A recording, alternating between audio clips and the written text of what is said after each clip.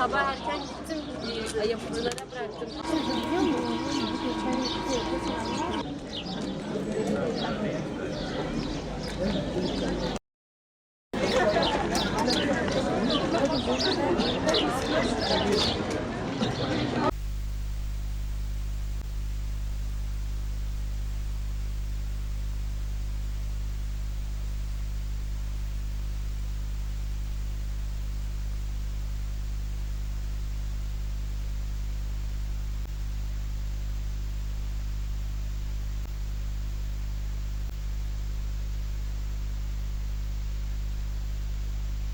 Açıkçası beni fazla etkilemiyor ama elimden geleceğini yapacağımı düşünüyorum zaten. Bir sene boyunca hazırlandık buna. Yani o yüzden heyecan da yapmıyorum. Fazla zor olacağını düşünmüyorum açıkçası. Yani kişiye göre tabii ki değişir. Ben fazla zorlanmadım. Yani kendim evde çalıştığım için düzenli olarak yani heyecanım da fazla yok. Hani öyle.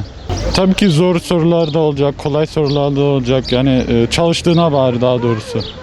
Tabii ki salgın dönemi etkilemiştir ama iyi bir çalışma sistemin olduğuna yani kendin iyi çalıştığın zaman yani bence başarılı olabileceğini düşünüyorum.